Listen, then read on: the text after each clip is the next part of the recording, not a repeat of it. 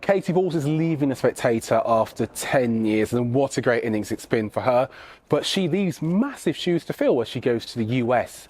So we, of course, have made a market on who will replace her. It will be no surprise to anybody who knows anything about the Spectator or Westminster or politics in general that James Heal is our 5-2 favourite. He's a political correspondent there. He has been growing in profile over the last 2 years. He has been improving rapidly, I would say, at every aspect of the job that would make for a good political editor. He writes really well, got lots of contacts in Westminster. He's also not afraid to dig down and make mischief, which I think is a key part of what the Spectator does do, certainly on the right. And I think he's had a good innings so far with the new government. He's our 5-2 favourite. I think that's fair. I wouldn't be surprised if that price came under pressure. Next in, Christian Kalki, 5-1.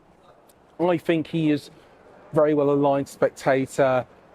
He, I think, also has grown in profile since leaving Guido to go to the Express. I wouldn't be surprised if he was a key contender. I think lots of things line up well about him. Lots of media appearances, lots of articles, breaking news for the Express. I think he matches up well with the new leadership. Michael Gove now is the editor there, and I would not be surprised at all if it was the case that he was being considered. I've got Cindy Yu and Lucy Dunn in at 9 and 10s. I've been working with Agent Swift on this market. We added them a little later on after our first and second drafts. Cindy Yu's well known at Spectator. It's a key part of the faction there. She's been hosting Coffee House Shots a lot, is very familiar voice, very familiar face to everybody there.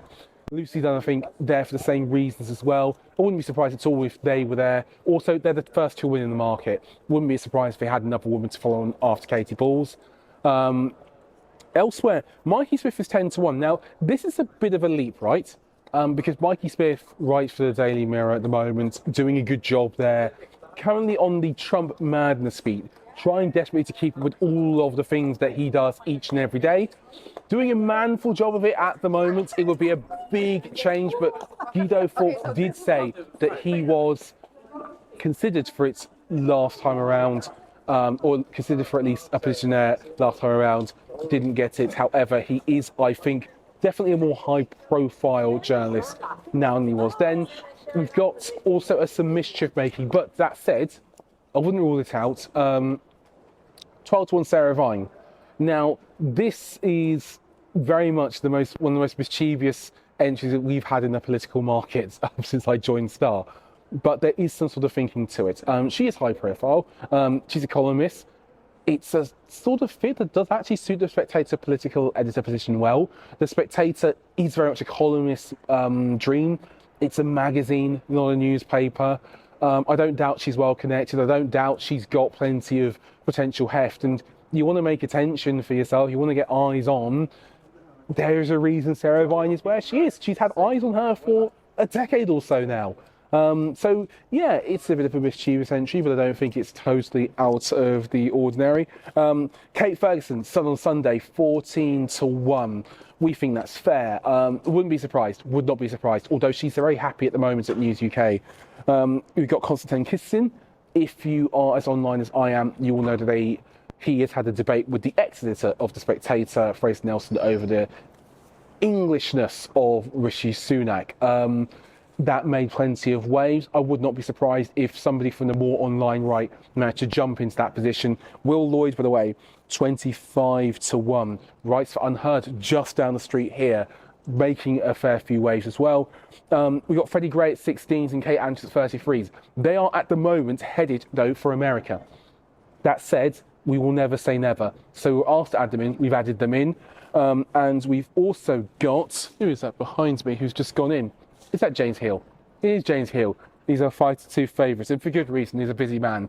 Tim Shipman, Harry Cole. Tim Shipman's 20s, Harry Cole's 25s. Presumably a pay cut, possibly, to go.